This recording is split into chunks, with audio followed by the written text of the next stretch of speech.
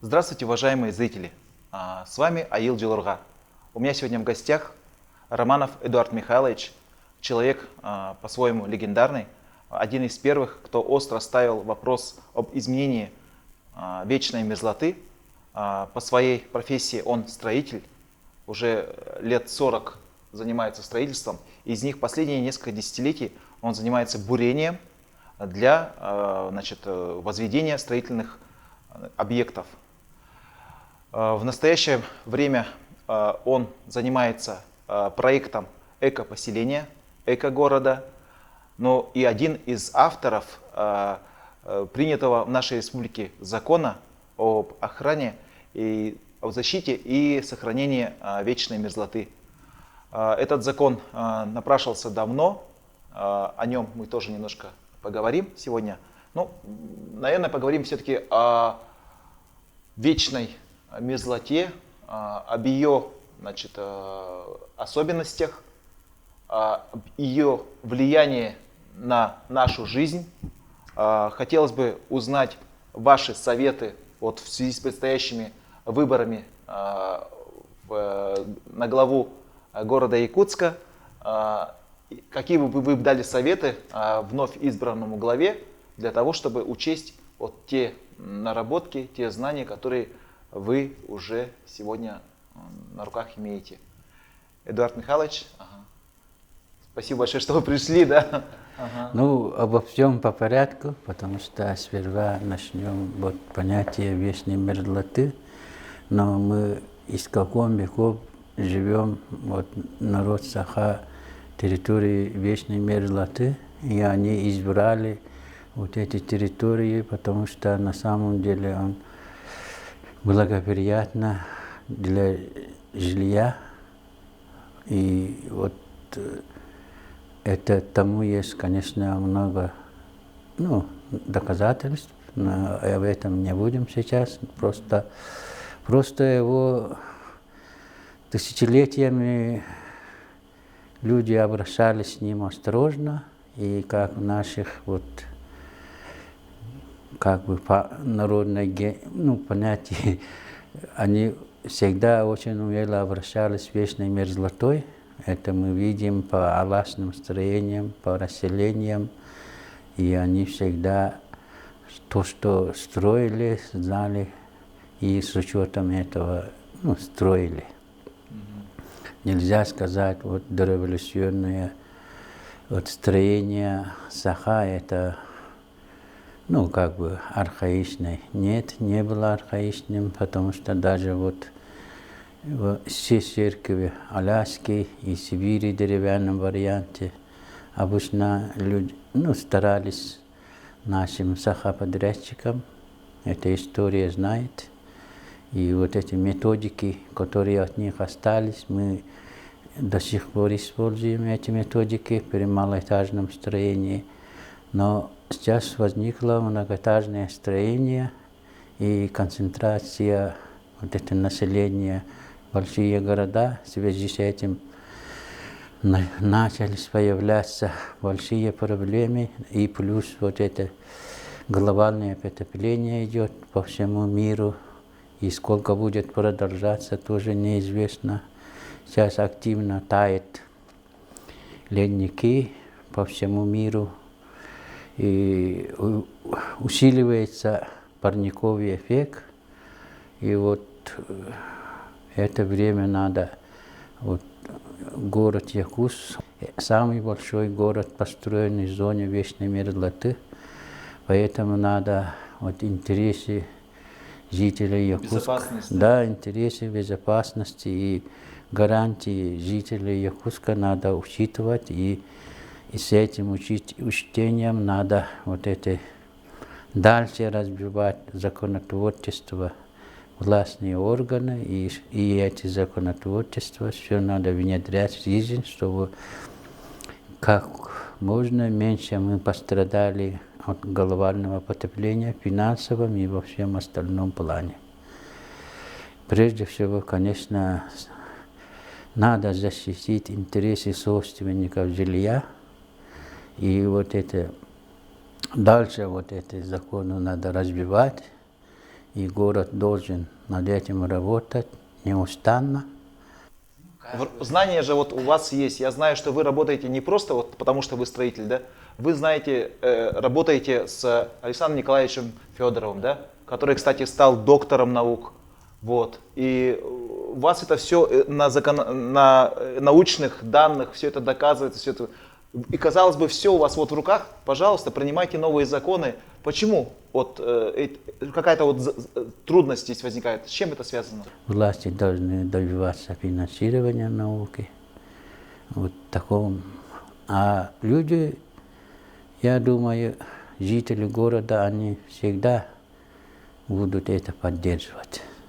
Ну а вот давайте все-таки нас смотрят жители города Якутска, да?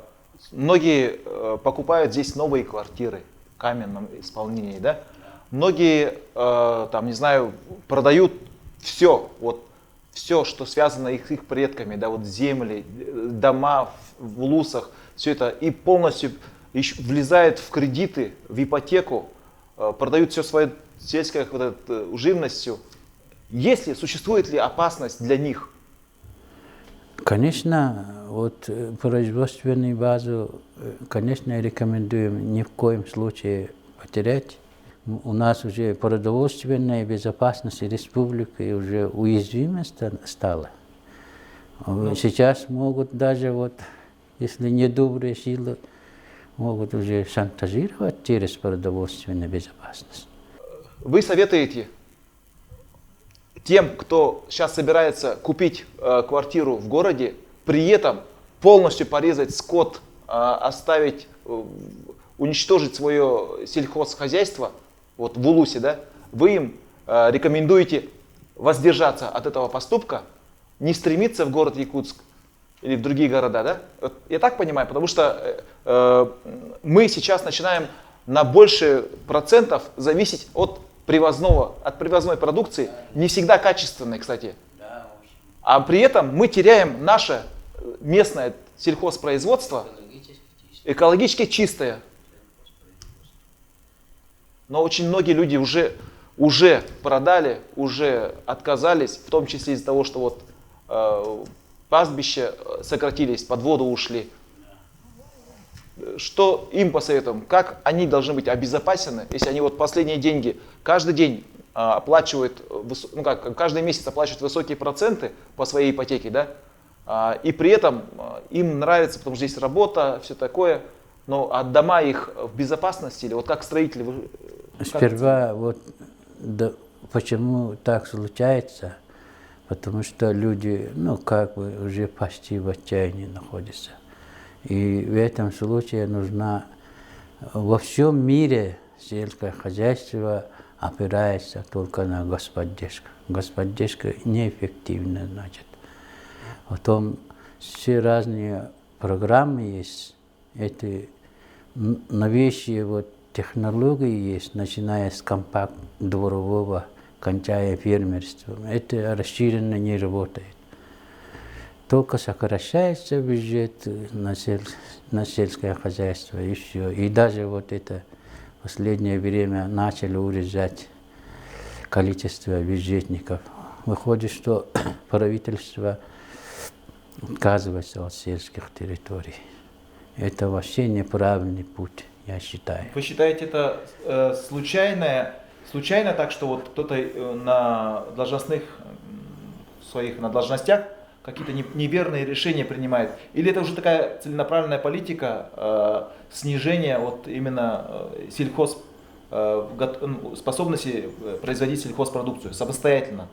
Ну, если называть вещи своими именами, да? Давайте называть своими. Да, вот это все, это делается сверху, а наши люди исполняют и вот думают, что они свою задачу выполнили. А не так, потому что в последнее время вот это в связи с разными событиями уже в бюджете мало уделяется на сельскохозяйственной территории. Поэтому, то есть это целенаправленная политика на уничтожение сельских территорий. Но это всем надо понимать и начинать вот это, ну как бы уже не один-два человека где-то сказал, а всем надо говорить, что сельские территории для российского государства очень нужны. И сейчас, если будет так еще потепление усиленно идти, без сельских территорий вообще некоторые не могут выжить. Всякие разные проблемы поднимутся, и продовольственная безопасность всегда должен быть на чеку любому государству.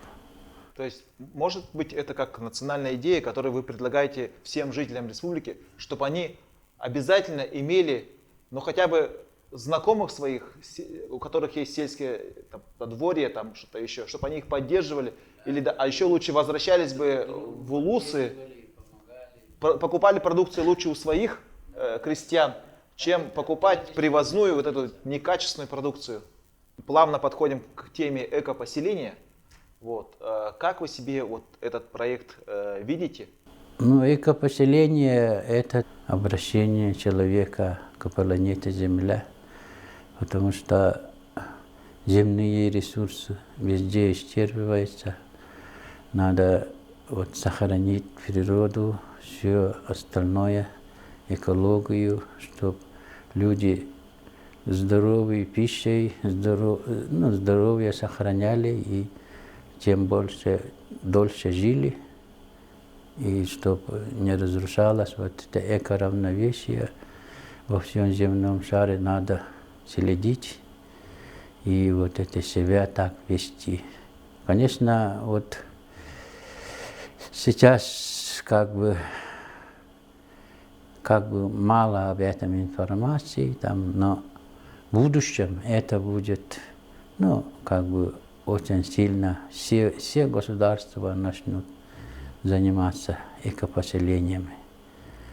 Потому что новые технологии сейчас на пороге, и вот они добыча... выбирать экологические такие темы, да? Да, уже все развитые страны уже направлены, чтобы вот это энергоресурсы добывали экологичным путем. Потому что скоро вот нефть, газ, уголь, они уже не только начнут исчерпаться, а не нужны будут, потому что новые технологии придут, и вот это как можно экологичная атомная энергетика тоже, как можно экологичнее, люди сами выберут это. До этого надо, вот население, конечно, должно вот соответственно, ну, подойти, да, к этому? Да, подходить к этому вопросу, чтобы у нас, конечно, Россия в этом вопросе отстает очень немало, мягко сказать. А вот чтобы население тоже к этим новым технологиям подготовлено было.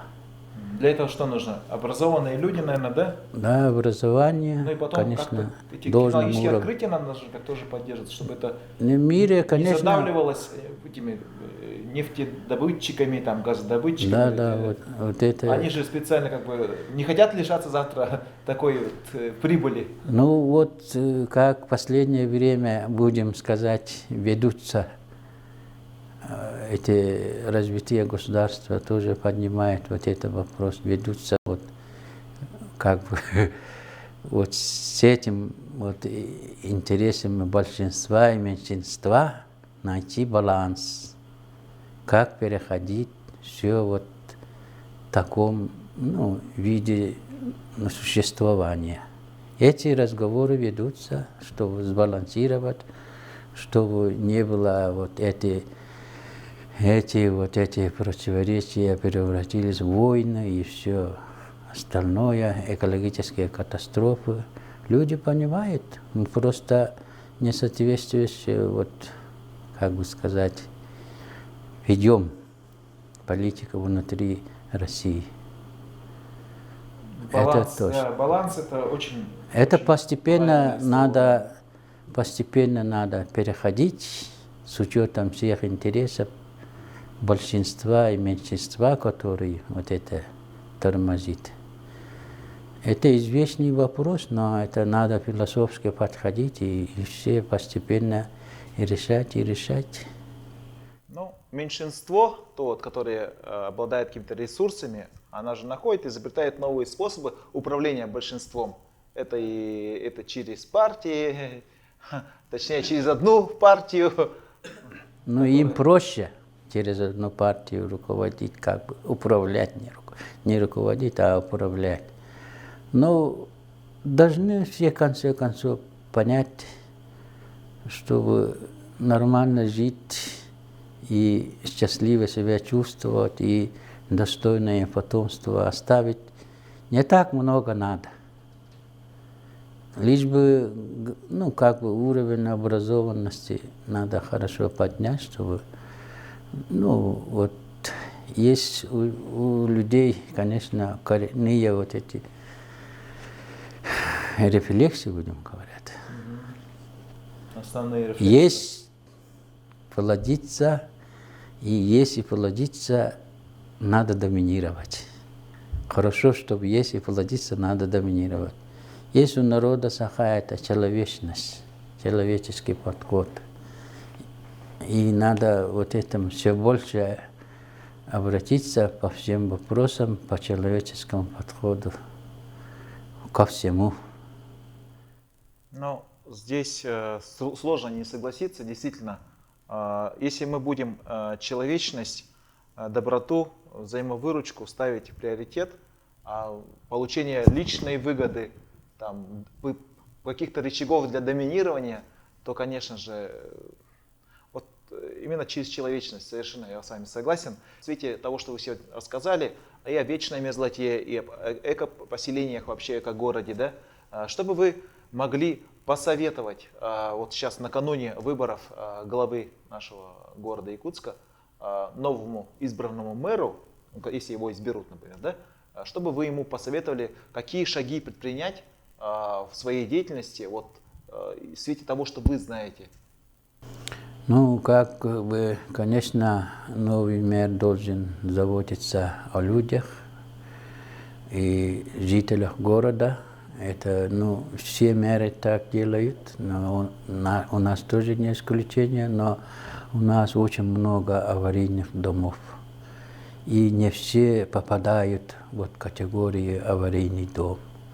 Есть очень много домов, которые ну, из-за потепления вот, начали разрушаться, а сами жители, собственники не могут полноценно защититься, что из-за потепления они пострадали.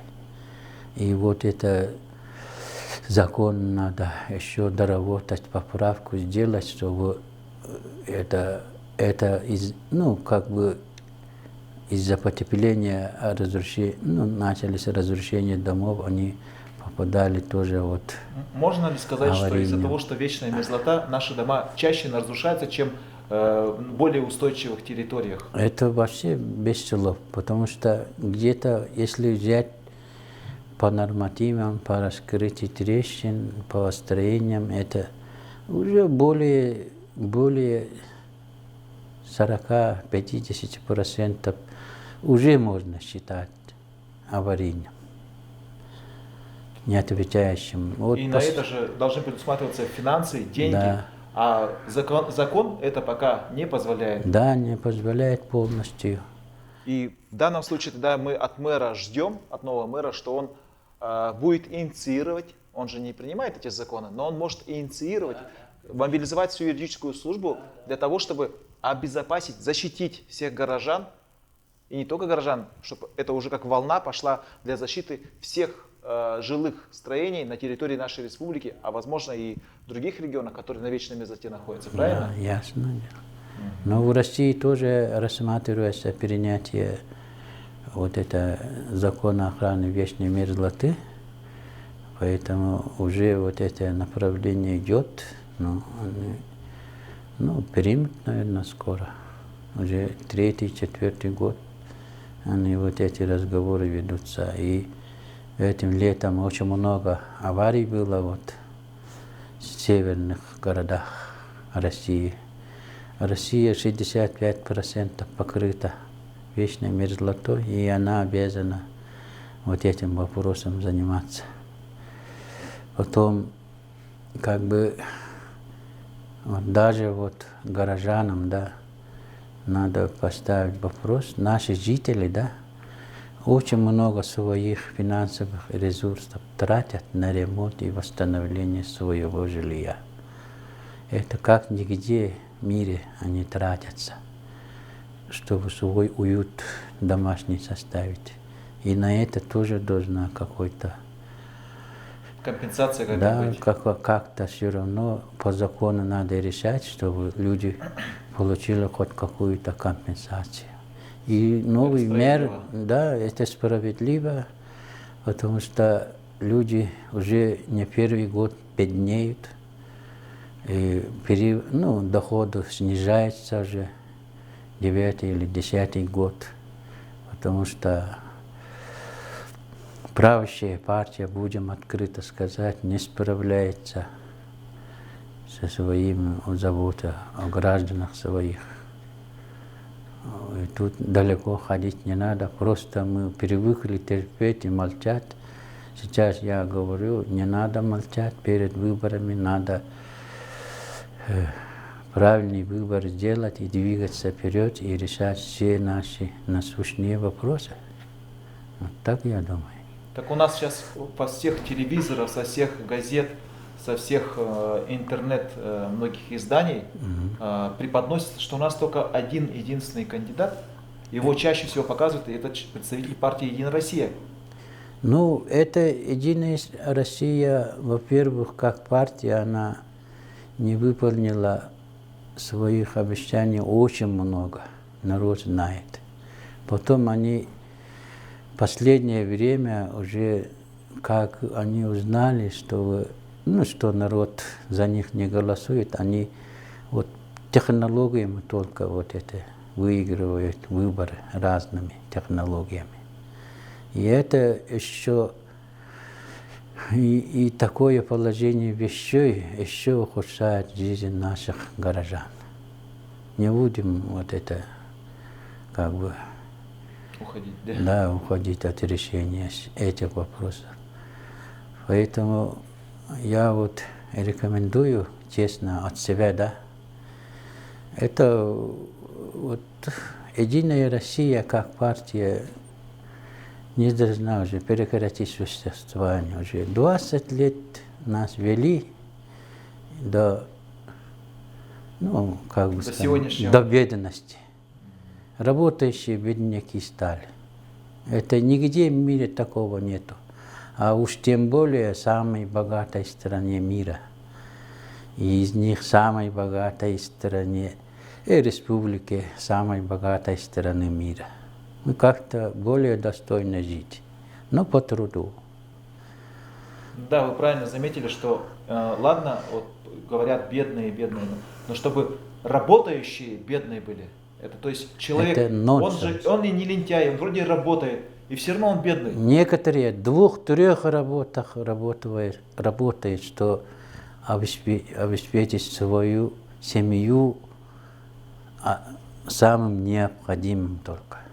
Не то, что излишество. 2-3 работах работает. У нас практически все население вынуждено работать, чтобы как-то содержать себя. Пенсионеры вынуждены работать на лекарства только. Уровень здравоохранения тоже очень сильно упал с этими оптимизациями. Да и профессионализм каждый,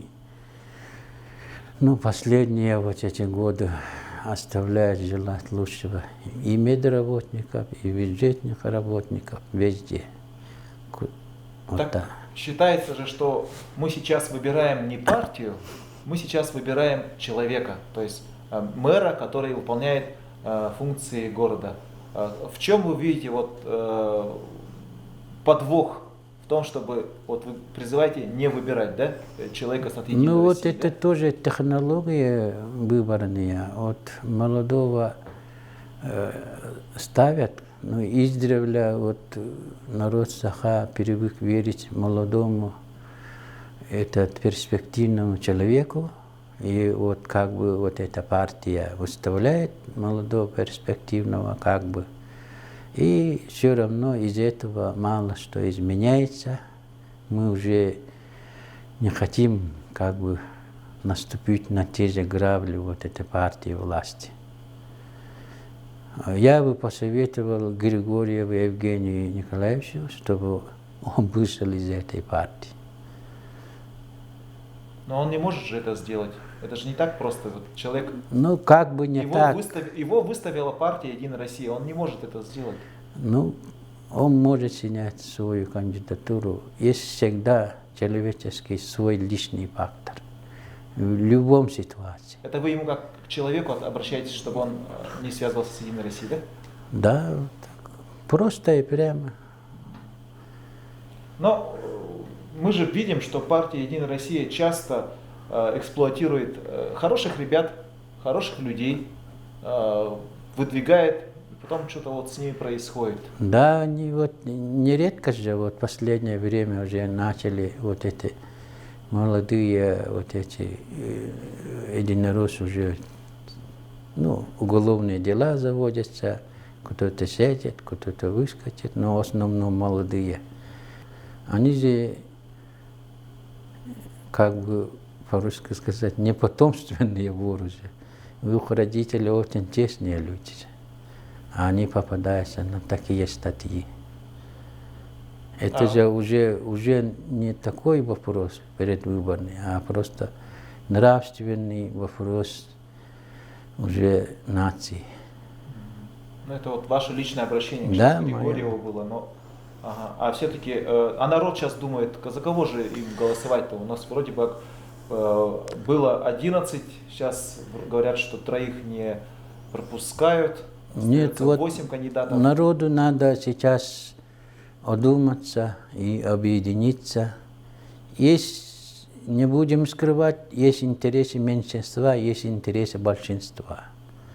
Под одного кандидата, который представляет интересы большинства, и объединиться надо. Не лишние вот эти, как бы, ну, недостатки у любого человека есть. И чтобы самой подходящей характеристикой надо объединиться, включить холодный разум и проголосовать за одного кандидата, который представляет интересы большинства горожан, а не интересы одной партии только.